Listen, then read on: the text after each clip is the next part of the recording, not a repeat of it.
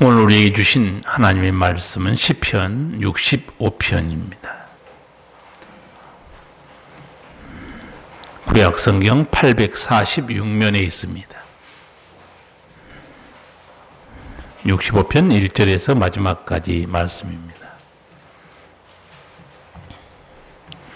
하나님이여, 찬송이 시온에서 주를 기다려오며 사람이 서원을 주께 이행하리이다. 기도를 들으시는 주여, 모든 육체가 주께 나오리이다. 죄악이 나를 이겨 싸우니 우리의 죄가를 주께서 사하시리이다.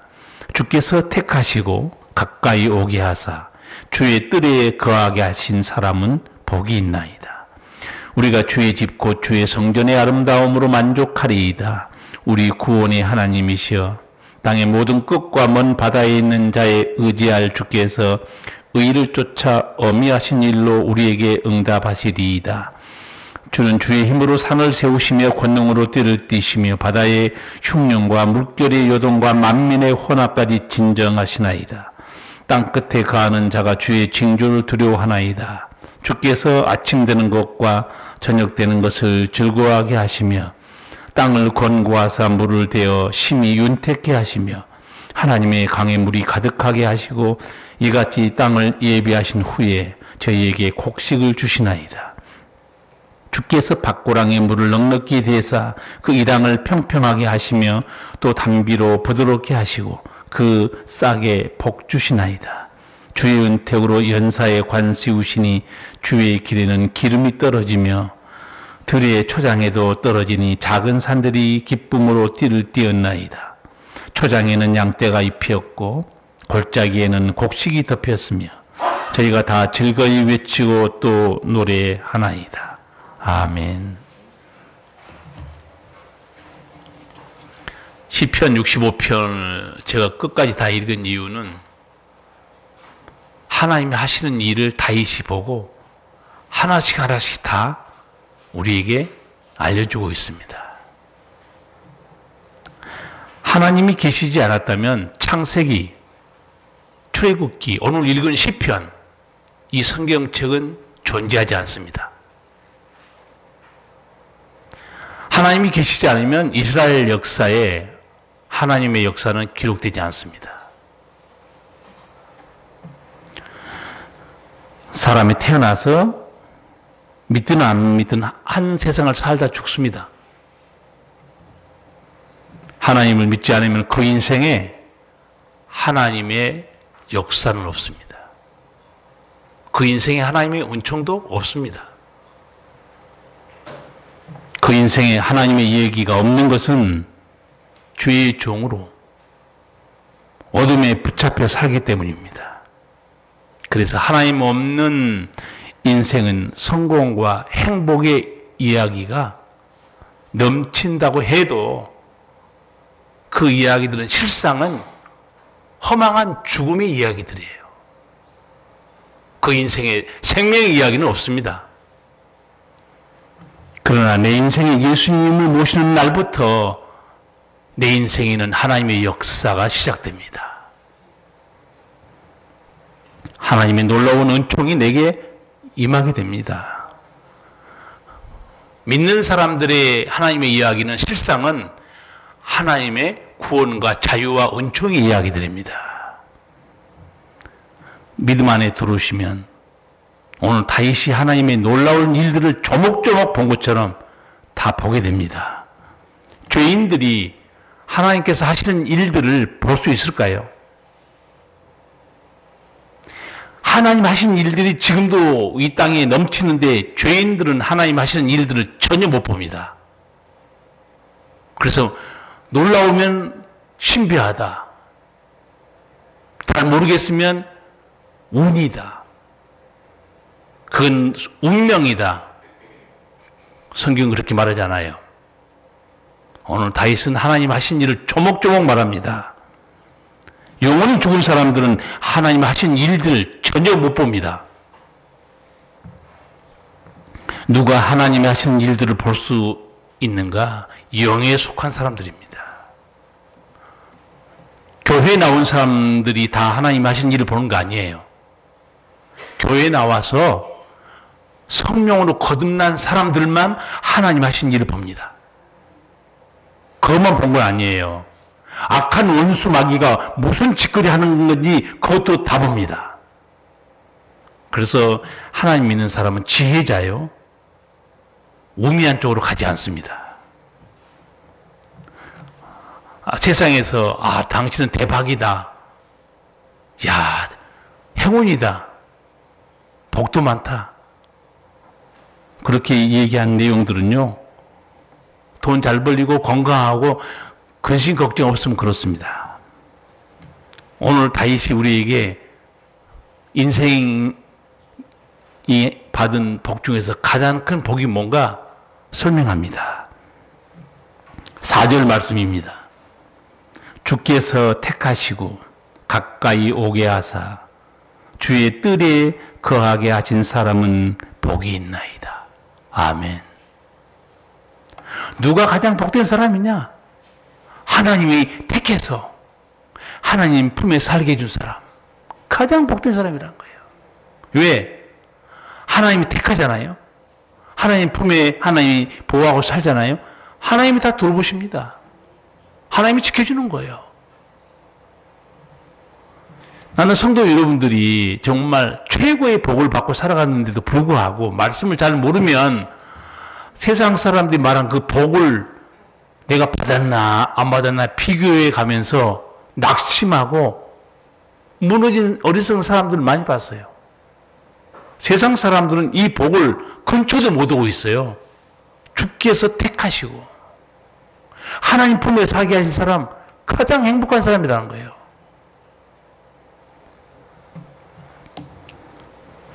여러분, 예수님께서 이 땅에 오셔서 우리에게 복음을 전하고 우리를 택하죠. 여러분도 좀 이 자리에 앉아 계시는데 성경 자세히 아시는 분은 예수님이 우리를 택할 때 어떤 일이 벌어지는가 알고 있을 거예요. 그냥 뭐 전도해서 교회 갑시다. 예수 믿으세요. 그래서 아무 일도 없이 그렇게 조용하게 예수 믿는 걸로 생각하면 성경이 무지한 사람이에요. 예수님이 우리를 택할 때 원수 마귀가 발악을 합니다. 예수님이 그걸 알려줬어요. 너희들은 모르지. 내가 너희를 죄악 세상에서 택할 때 마귀가 어떤 짓거리 하고 있는 줄 아냐 이거예요. 기독교는 영적인 종교입니다. 요한복음 15장 19절 이하 제가 읽어드릴게요. 너희가 세상에 속하였으면 세상이 자기 것을 사랑할 터이나 너희는 세상에 속한 자가 아니요 도리어 세상에서 나의 택함을 입은 자인 고로 세상이 너희를 미워하느니라. 예수님이 이 말씀 안 해줬으면요, 예수님이 우리를 택할 때 무슨 일이 벌어진지 우리는 모릅니다. 예수님이 이렇게 설명하죠. 너희가 세상에 속했다면, 세상은 마귀를 말하는 거예요. 믿지 않을 때는 우리가 다 마귀 권세 아래에 있습니다. 마귀가 믿지 않을 때는 너희 가만 놔뒀다는 거예요. 왜 그러겠어요? 다 마귀 자기 아래에 있기 때문에. 이런 영적인 일도 우리가 알아야 됩니다. 예수 안 믿으면 원수 마귀도 손 안 대요. 자기 건데. 너희가 나를 믿고 내가 너희를 택할 때 너희를 미워한다는 거예요. 그런데 예수님은 너희를 미워하기 전에 먼저 나를 미워한 걸로 알고 있으라는 거예요. 원수 마귀는 가장 싫어하고 미워한 대상이 누군가? 예수님이에요. 이제 곧 크리스마스 옵니다. 예수님이 태어날 때 예수님을 죽이려고 마음먹은 사람이 누구였어요? 헤롯 왕 있죠. 헤롯 왕이 정치적인 목적으로 예수님을 죽이려고 그랬을까요? 요한계시록 11장 가면 그 헤롯 왕 속에서 누가 역사했는가 거기 나와요. 옛뱀, 마귀라고도 하고 사탄이라고도 하는 자가 예수님을 죽이려고 그래요. 성경은 한쪽으로는 눈에 보이는 역사적 사건이지만 이면에는 치열한 영적 전쟁, 영적인 난리가 일어나고 있습니다. 그래서 여러분이나 저나 예수님께서 죄악 세상 우리를 딱 빼내잖아요. 빼낸 순간에 마귀가 가만히 있습니다. 해코지예요. 일이 생깁니다. 교회 못 가게 해요. 근데 그걸 우리는 잘 모르죠. 성경을 모르거나 믿음 없는 사람들은 예수님이 나를 택해서 천국으로 데려가려고 할 때 그게 얼마나 강렬하게 악한 원수가 저항하고 있는지 모릅니다. 근데 왜 우리가 그래도 믿음 생활을 하는 줄 아세요? 예수님이 붙들고 있는 걸 원수가 함부로 대항 못합니다. 지금 누가 붙들고 있는가? 예수님이 빼내서 예수님이 보호하고 있어요.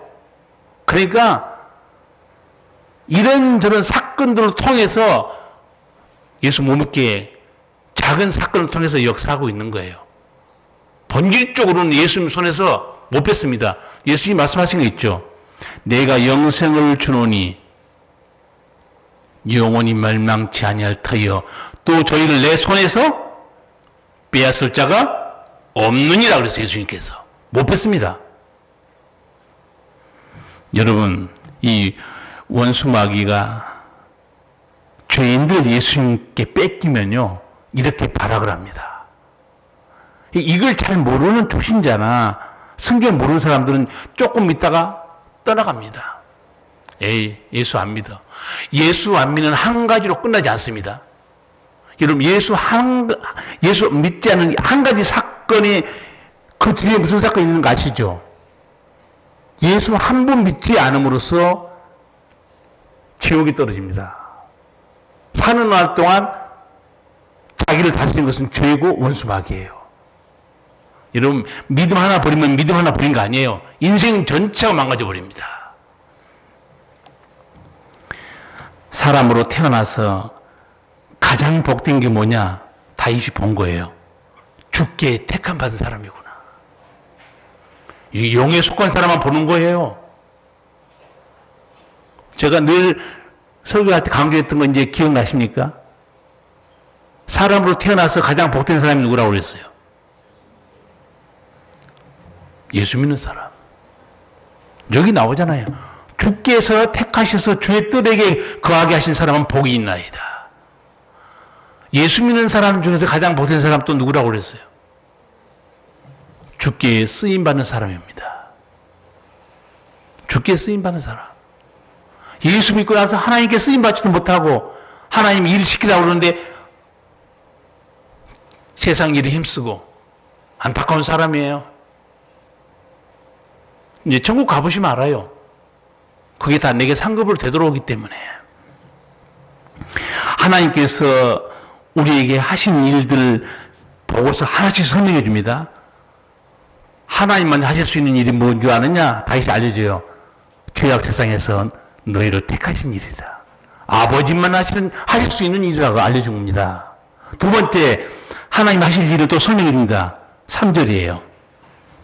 죄악이 나를 이기어 싸우니 우리의 죄과를 주께서 사하시리다.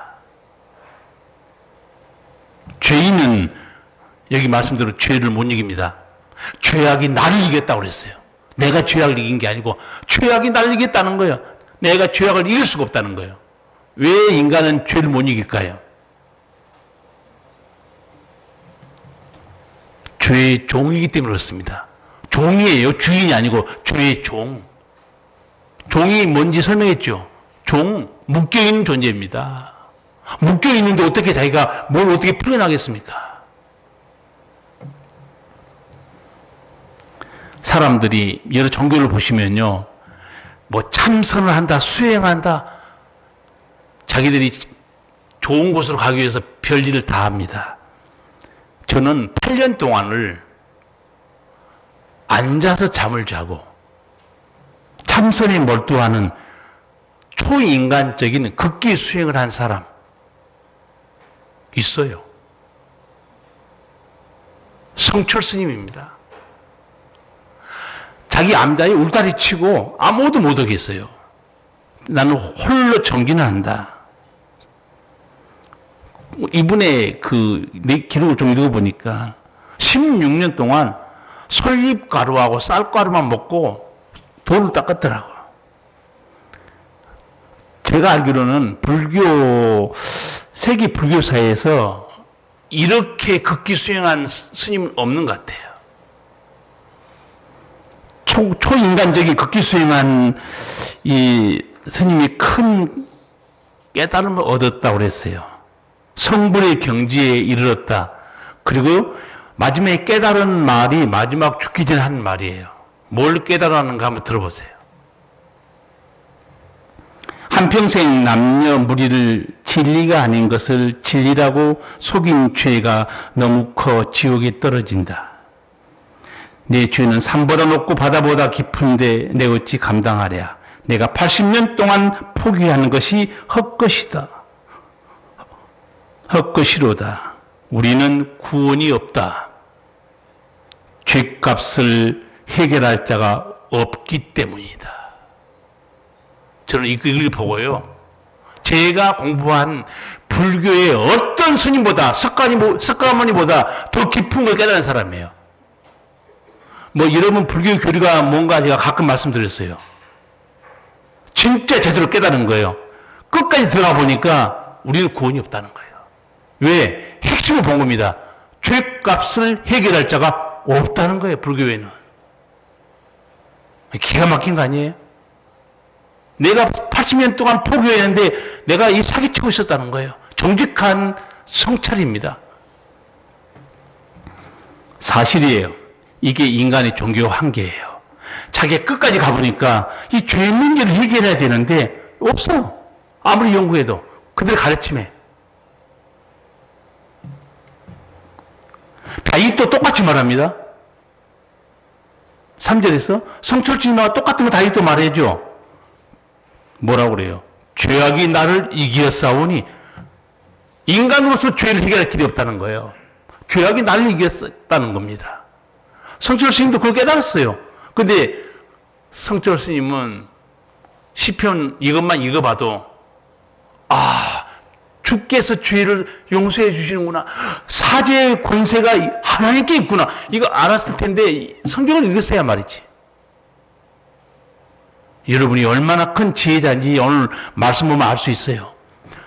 우리 죄가를 누가 용서한다고 그랬어요? 주께서 사하시리다.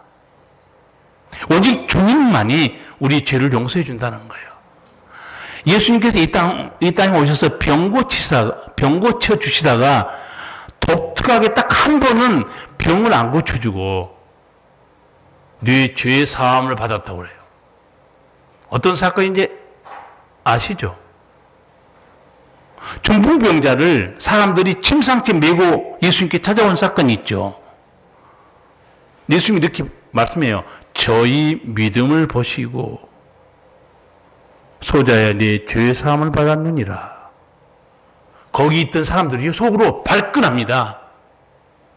하나님 한 분 외에 누가 죄를 사할 수 있단 말이냐? 내가 뭔데 죄를 사해 줄 수 있냐 이거예요. 예수님이 더 어려운 말씀이에요. 중풍병자에게 자리를 들고 걸어가라 하는 말과 내 죄사함을 받았느니라 어느 말이 쉽냐 물어봐요. 말귀를 알아들었는지 모르겠어요. 내 자리를 들고 걸어가라 이 말과 내 죄사함을 받았느니라 어느 말이 쉽겠냐? 어느 말이 더 쉬울까요? 내 자리를 두고 걸어가라는 선지자도 옛날에 병 고쳤어요. 그러나 내 죄사함을 받았느니라 어려운 정도가 아니고 인간에게는 불가능해요. 어떤 인간에게 그게 가능합니까? 내 죄사함을 받았느니라. 아마 그 말씀 들은 사람들이 깜짝 놀랐을 거예요. 그럼 예수님이 죄사함의 권세를 행하신 이유를 설명해요. 인자가 땅에서 죄사함의 권세가 있는 걸 알게 하려 하노라. 예수님이 죄사함의 권세가 있다는 것은 예수님이 곧 누구라고 보여준 겁니까? 하나님이에요. 그러면 이제 증명되면 돼요. 그 질병이, 문둥병이, 그 중풍병이 어디서 왔는가? 죄에서 온 거예요. 여러분, 죄를 지면 하나님이 대가로 병을 걸리게 하거나 재산을 날려버리거나 하나님의 징벌이 다양해요. 근데 예수님께서 내 죄사함을 받았느니라. 정말 용서받았으면 그 사람은 치유받습니다. 그 사람이 치유받고 걸어갔습니까? 안 걸어갔습니까? 걸어갔어요. 죄사함의 권세 하나님께 있습니다. 그렇게 8년 동안 앉아서 잠을 자고 극기 수행을 했는데 우리 불교에는 구원이 없다. 죄값을 해결할 자가 없다. 근데 우리 성도들은 이렇게 8년 동안, 몇 년 동안, 80년 동안 공부해도 못 깨달은 걸 우리 성도들은 예배당에 와서 말씀 딱 읽으면 어떻게 하면 죄사함 받죠? 알고 있죠? 어떻게 하면 죄사함 받습니까? 1번, 8년 동안 고행한다. 2번, 솔잎 20년 먹는다. 3번, 자기 죄를 회개한다. 몇 번이에요? 문제가 너무 쉬워가지고. 죄를 회개한 자는 아버지가 용서해 주신다. 이 은총이 우리에게는 있습니다. 그런데 회개와 죄사함의 은총보다 더 중요한 사실을 잊으면 안 됩니다. 그게 뭘까요? 머리가 또 띵하죠? 회개와 죄사함보다 더 큰 은총? 그게 뭐죠? 그게 죄를 사해 주신 하나님이 계시다는 사실. 또 한 가지는 그 죄를 예수님께서 다 십자가에서 우리를 위해서 대신 돌아가시던 속죄의 은총, 그게 더 놀라운 사실입니다. 그게 없으면 여러분 회개해도 죄 용서 못 받아요. 불교에는 죄값을 해결할 자가 없다고 그랬죠. 우리는 죄값을 해결할 자가 있습니다. 그건 누구예요? 예수 그리스도입니다. 그러니 제가 이런 걸 보면서 참 불쌍하다. 제가 휴가 때 합천 해인사, 그 유명한데 한 번도 못 가서 이번 여름 휴가를 거리 10월 달인가 거기 갔어요. 해인사 올라갔더니 국화 이 화분을 수백 개나 깔아놨어요. 보니까 전부 사람들이 이름을 써가지고 뭘 복달라고 어떤 경우는 망자를 위해서 써놨어요. 망자. 그 사람이 망자가 됐는데도 극락왕생하소서. 세상에 얼마나 많은 불자들이 깔아놨는지. 근데 우리 명업교회는 화분이 안 깔린다니까. 왜 화분이 안 깔릴까요? 입으로만 주여 달라고 그러지. 여러분 화분 하나 깔아봤어요? 계단에 쫙. 나는 그거 보면서 불자들이 참 열성이구나. 목사니까 그게 딱 떠오르는 거예요. 성도들이 우리 교회나 다른 교회나 화분을 입구부터 절처럼 깔아놓은 데 있냐? 난 본 적이 없어요. 또 교회에서는 또 그럴 거예요. 예산 세워서 다 꼿꼿이 한 사람도 있잖아요. 꼿꼿이 한 사람은 꼿꼿이 하는 거고 자기가 마음에 있으면 다 하는 거예요. 거기 가니까 엎드려서 수없는 사람이 절하고 막 뭘 외우고 있더라고요. 성철 스님이 뭐라고 그랬어요? 우리에게는 구원이 없다는 거예요. 어떤 면은 참 불쌍한 생각이 들어요. 예수님이 설명했죠. 내가 곧 길이요 진리요 생명이니 나로 말지 않고 아버지께 올 자가 없느니라. 여러분, 우리에게 죄 용서해 주시는 예수님의 속죄의 은총이 있다는 사실, 얼마나 우리를 부러워하고 있습니까? 우리는 복된 하나님의 백성들이에요. 저는 이 성철 스님의 고행, 절망을 보면서 내가 하나님께 택함받고 예수의 십자가 보혈로 구원받은 게 얼마나 감사한지 감사가 저절로 나와요. 그렇잖아요? 하나님이 하신 일이 또 있습니다. 2절이에요. 뭘 본 것 다윗이 기도를 들으시는 주여 모든 육체가 죽게 나오리이다. 기도를 듣고 응답해 주신 분이 누구냐? 살아계신 하나님이라는 거예요. 모든 육체가 다 나옵니다. 제가 우리 교회 성도들 또 다른 교회도 보면요, 기도 별로 안 하고 교회도 열심히 안 나온 사람이 갑자기 열심히 새벽 기도까지 나오는 경우도 있어요. 은혜에 감사해서 나온 게 아니고 죽게 생겼으니까. 사람이 얼마나 간사한지 아세요? 기도 하나님이 하라고 안 그래도요, 죽게 생긴 일이 터지잖아요. 잠이 안 오는데 기도할 수밖에 없어요. 모든 육체가 다 하나님께 다 나옵니다. 왜? 구원이 하나님께 있기 때문에. 예, 저희 교회에서는 이제 새벽 기도 마치고 금요일 날 청소해요. 이번에 청소하고 누가 또 밥을 사신다고 그래가지고 청소 끝나고 식사하는 중에 한 장로님이 기도에 대해서 한 말씀 하시더라고. 그날 아침에 제가 부른 찬송이 고통의 멍에 벗으려고 예수께로 나옵니다. 그 새벽 때 그 찬송 불렀어요. 그랬더니 장로님이 식사하시면서, 목사님, 내가 이 고통의 멍에 벗으려고 찬송에다 빨간줄 쳐놓고 항암하면서 수없이 울면서 부른 찬송입니다. 고통의 멍에 벗으려고 예수께로 나옵니다. 누가 이 의사가 고칠 수 없는 병 아버지께 고쳐달라고. 고통의 멍에 벗으려고 예수께로 나옵니다. 자유와 기쁨 베푸시는 주께로 옵니다. 병든 내 몸이 튼튼하고 빈궁한 삶이 부해지며 죄악을 벗어버리려고 주께로 옵니다. 목사님, 내가 울면서 이 찬송을 얼마나 많이 부르는지 모릅니다. 하나님께서 이 장로님 암의 고통에서 벗겨줬어요. 지금은 건강을 되찾았는데 얼마나 운동을 많이 하셨는지. 내가 보면 이 추운 날에도, 나는 추우면은 운동을 집에서 합니다. 자전거만 타요. 밖에 안 나가요. 감기 걸릴까 봐서.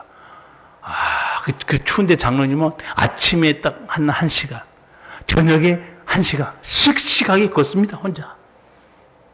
그러나 그의 아내 권사님은 절대 움직이지 않고 운동한 걸 본 적이 없어요. 근데 나도 신비한 게 하나 있어요. 그렇게 운동 안 한 여자들은 오래 살고 왜 그렇게 운동한 남자들은 빨리 죽나요? 그럼 속으로 그럴 거예요. 목사님, 거봐요. 운동 안 해서 오래 살아요. 그런 사람들이 틀림없이 있을 거예요. 고통의 멍에를 벗겨주신 분이 누구냐? 예수님이에요. 자유와 기쁨을 주신 분이 누군가? 예수님입니다. 이걸 다윗은 보고 우리에게 알려준 겁니다. 기도를 들으신 주여, 내가 주께 나갑니다. 그렇게 말하지 않아요. 모든 육체가 주께 나옵니다. 왜? 치유하신 하나님, 자유하신 하나님을 아는 그 사람들은 전 세계 모든 육체가 전부 아버지 앞에 엎드립니다. 아버지여, 은혜 베풀어 주세요. 세 번째, 하나님 하신 일이 뭔가 다윗이 본 거. 세상 나라, 요동치는 세상 나라, 풍랑이 있는 내 인생도 하나님이 잔잔하게 하신 걸 본 거예요. 6절에서 7절 두 절을 같이 읽겠습니다. 주는 주의 힘으로 산을 세우시며 권능으로 띠를 띠시며 바다의 흉령과 물결의 요동과 만민의 혼합까지 진정하시나이다. 아멘. 다윗이 본 하나님의 손길이 뭐였는가? 만물을 창조하신 하나님께서 자연을 다스리고 계시다는 거예요. 파도를 잔잔케 하시면 권능이 누구에게 있는가? 하나님께 있더라는 거예요. 바다를 잔잔케 하시는 그 사건, 예수님도 그렇게 하셨죠. 여러분 성경 읽어보시면 예수님도 제자들하고 배 타고 이제 이렇게 건너가다가 바람이 불고 물결이 치니까 배로 물이 들어왔어요. 그러니까 예수님이 얼마나 피곤했으면 배가 침몰하게 됐는데도 예수님이 안 일어나신 거예요. 아마 예수님이 휴가가 있었을까 없었을까요? 원래 유대인이 쉬는 아주 엄격한 휴무가 있죠. 그게 언제입니까? 안식일이죠. 근데 예수님은 안식일에도 일했습니까? 안 했습니까? 아니, 병자들, 귀신 들린 사람들, 너무너무 사람들이 몰려오니까 예수님은 쉬지를 못하는 거예요. 그리고 지금처럼 자동차가 있으면 얼마나 좋겠어요. 그 먼 길을 2박 3일, 4박 5일 걸어 다니면서 계속 전도하시오. 그래서 배 타자마자 그냥 잠이 드신 거예요. 제자들은 물이 들어오니까 일어났는데 예수님은 아니라는 거예요. 깨우죠. 우리의 죽게 된 것을 돌아보지 않습니까? 예수님이 일어나요. 잔잔하라 고요하라 그래요. 거짓말처럼 조용해집니다. 사람들 뒤에 수군거려요. 저 사람이 누구길래 바람과 파도가 순종하는 거예요. 예수가 저 사람입니까? 예수님이 누구예요? 본체가 하나님이에요.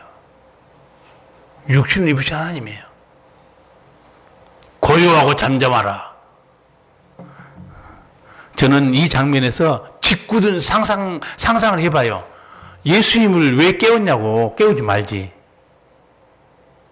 안 깨우면요 더 놀라운 일이 벌어집니다. 안 깨웠어요. 배가 가라앉았어요. 예수님은 수영하실까요? 걸어가실까요? 예수님 물 위로 걸어온 적이 있었죠? 예수님 차원에 수영하겠어요? 자유여행 같은 게 이런 거? 예수님께서 물 위로 걸어가시면 다른 제자들 물에 빠졌는데 너희들은 수영해서 오라 그렇게 하겠어요? 어떻게 했을까요? 다 걸어가자. 더 놀라운 일이 일어나지 않을까 상상해봐요. 이게 무슨 말인가? 예수님이 내 인생에 계실 때요 완전히 구두박질 치잖아요. 더 놀라운 기적도 체험할 수 있어요. 평범할 때는요 평범한 것밖에 여러분 체험 못해요. 죽을 뻔하고 곤두박질 칠 때 거기서 역사하신 주님의 권능은요 우리에게 더 놀라운 기적으로 다가옵니다. 예수님에게는 그런 권능이 있어요. 그리고 제자들에게 한마디 합니다. 너희 믿음이 어디 있냐 물어봐요. 무슨 말일까요? 내가 이 배 안에 있잖냐? 아직도 내가 누군지 모르냐 이게요. 믿음이 없는 제자들 책망한 그 예수님이 오늘 우리에게도 똑같이 물어볼 수 있어요. 뭐라고 물어볼까요? 내 인생의 배에 내가 함께 있지 않느냐 이게요. 뭘 두려워하느냐? 오늘 그 음성을 여러분 속으로 한번 이 시간에 스스로 한번 내 영혼에게 말해보세요. 시간 10초 줄 테니까. 내 인생의 배에 내가 함께 있는데 뭘 두려워하느냐? 너 믿음이 어딨냐 이거야. 하나님 하시는 일 다시 보고 있었어요. 온 세계가 흔들린 것도 주님이 잔잔케 하고 내 인생의 풍파도 주님만이 잔잔케 해버립니다. 제가 새벽 기도 시간에 종종 말씀드렸지만 세계사 책 보시면 이집트, 바벨론, 아수르 세계 강대국 다 나와요. 페르시아, 로마까지. 성경책 보세요. 똑같이 나옵니다. 세계 강대국 성경책이 똑같이 나와요. 그러나 세계 역사책에 없는 말이 하나 있다고 그랬죠. 성경에는 하나님께서 나라를 세우고 멸망시켜서 되어 있는데 세계사 책에는 하나님이란 단어 다 빼버렸어요. 없어요. 어떤 게 진정한 세계사예요? 여러분 세계사 책 본 사람 기억할 거예요. 세계사 책 보면 이집트, 바벨론, 아수르, 페르시아, 로마 다 나옵니다. 세계사에. 성경에도 다 나와요. 성경에는 하나님께서 징벌하시고 하나님께서 지켜주시고 세계사 책에는 하나님이라는 단어가 하나도 없어요. 어떤 게 정직한 세계사일까요? 여러분 예수 믿으니까 여러분 지혜자가 된 겁니다. 아셔야 돼요. 바벨론 하나님이 멸망시켰구나. 세계사 책 보세요. 하나님의 단어 없어요. 바벨론은 고레스 왕이 멸망시키고 페르시아를 세웠다. 그것밖에 없어요. 기록이. 이게 세계사가 누가 세계를 움직이는가 제대로 봅니까? 하나님이라는 단어를 다 빼버리는데 역사학자들이. 성경에는 다 들어있어요. 나는 그래서 우리 한국사도 그런 얘기 했죠. 옛날에 3.1절 선교할 때 열받아가지고 유관순, 안중근, 김구, 안창호, 독립운동가들이죠. 그분들이 기도했던 것들이 다 있어요. 역사책에 안중근, 유관순 열사 기도한 게 저기 책에 나와요? 없잖아요. 자기들이 나라를 사랑해서 한 것으로 나오지. 천안에 가보세요. 유관순 열사 기념관에. 유관순 열사가 기도했던 기도문이 다 있어요. 돌에 새겨놨어요.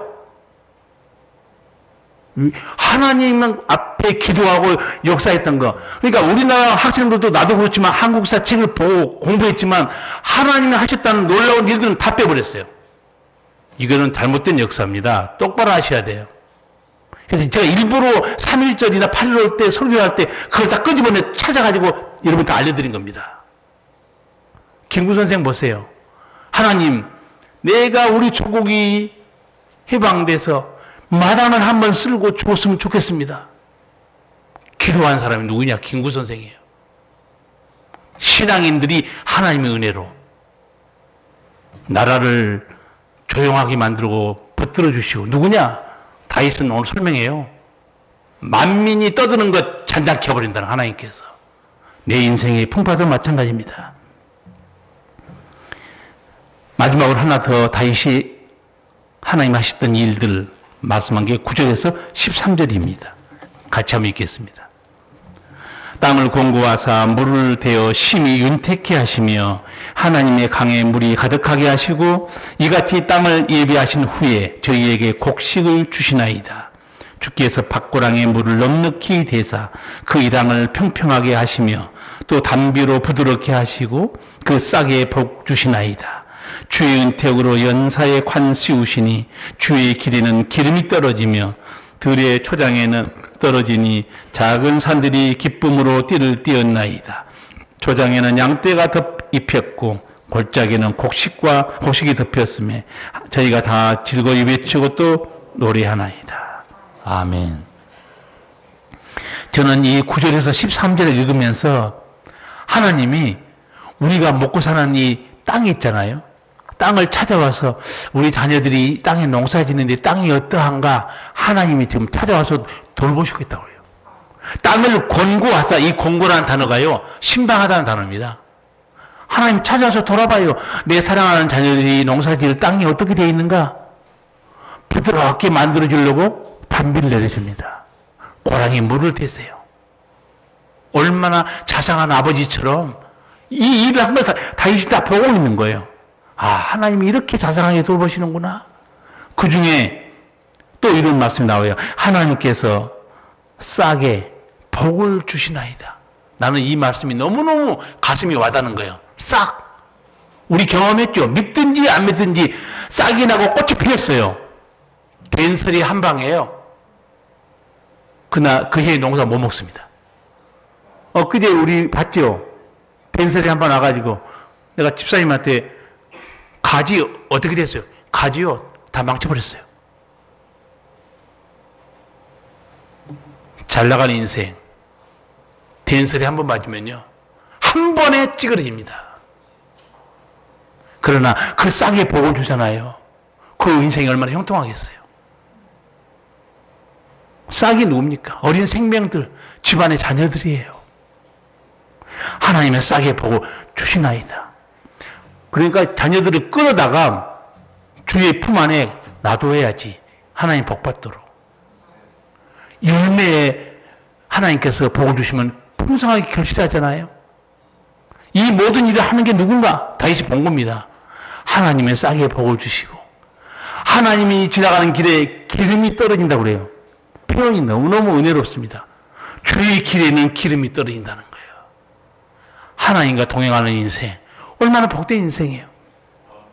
그렇잖아요. 공중나는 새를 보라. 우리 추수감사 때 부르잖아요. 농사하지 않아도 곡식 모아 곡간 안에 들인 것이 없어도 세상 주관하는 주님 새를 먹여주시니. 나 찬송가 너무 작사를 잘한 것 같아요. 새를 먹여주신 하나님을 어떻게 표현한 줄 아세요? 내 인생이 아니에요. 새를 주관한 게 아니고 세상 주관하는 하나님이에요. 세상을 다 주관하고 있어요. 내 인생도 주관하고 있고, 내 일터도 주관하고 있고, 내 먹거리도 주관하고 있고, 내 건강도 하나님이 주관하고 있어요. 그러면 이 하나님의 손길 우리가 다윗이 봤지만 우리도 같이 보고 있잖아요. 2019년, 2020년 2년 동안 어떻게 살지? 전부 두려워하고 힘들었어요. 내가 지나오면서 야, 그래도 하나님의 은혜로 사네. 내가 보니까 2019년, 2020년 너무 힘들어서 살이 많이 빠졌다. 그런 성도가 눈에 잘 안 보여요.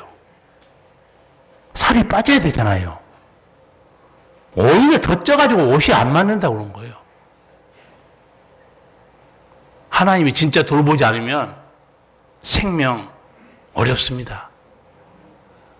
우리가 죽는다 해도 아까 아버지가 어디를 찾아와서 뭘 돌봐준 거예요? 내 사랑하는 자녀들이 농사 짓는데 땅을 하나님이 먼저 돌보신다고 그랬어요. 이게 땅이 너무 딱딱하다. 담비를 부드럽게 해줘야지. 내 일터를 그렇게 하나님이 내 먹거리를 하나님이 이렇게 자상하게 살피고 있는 거. 그걸 다윗이 본 겁니다. 우리 아버지가 이렇게 일하시는구나. 그래서 오늘 설교 제목이 택한 백성을 위해 일하시는 하나님이에요. 우리만 하나님을 섬기고 찬양한 것 같지만 하나님이 우리를 위해서 얼마나 많은 일을 하시냐 이거예요. 누가 하나님 하신 일을 볼 수 있는가?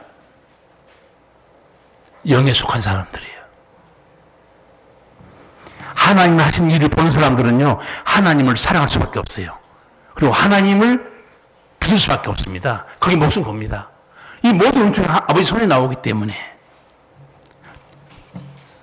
제가 오래전에 새 우리들의 선생님 그 책, 새들이 인간을 조롱하는, 믿음 없는 인간을 조롱하는 얘기를 한번 말씀드린 적이 있어요. 세계적인 강해 설교 하신 목사 학자가 3명이 있는데 그 중에 한 명이 존 스토트라는 사람인데, 강해 설교의 대가들의 책은 제가 다 읽어봤어요. 왜? 성경 해석을 너무 잘 해놨기 때문에. 그분 중에 한 분이 새를 너무 좋아하고 새를 연구하는 학자가 있는데 우리나라 남해안까지 왔어요. 무인도까지 들어가서 새를 연구한 기록이 있더라고요. 와, 저 목사님은 이렇게 새를 연구를 많이 하는구나. 근데 새 연구하고 끝내야 되는데 새가 또 우리를 조롱하는 걸도 써놨어요. 새들이 모여서 인간을 어떻게 조롱한 줄 아세요? 새들이 모여서 그래요. 저 인간들은 우리처럼 돌보시는 아버지가 없는 게 분명해. 맨날 뭘 먹을까 입을까 걱정하고 있지 않냐 이게요. 우리는 아버지가 다 먹여주니까 농사도 안 짓고, 우리는 하늘 아버지가 다 돌봐주니까 이렇게 기쁘게 사는데, 저 인간들은 분명히 하나님이 없어요. 아버지가 있으면 저 걱정하겠어? 일리가 있어요, 없어요? 있다고 말해야 돼요.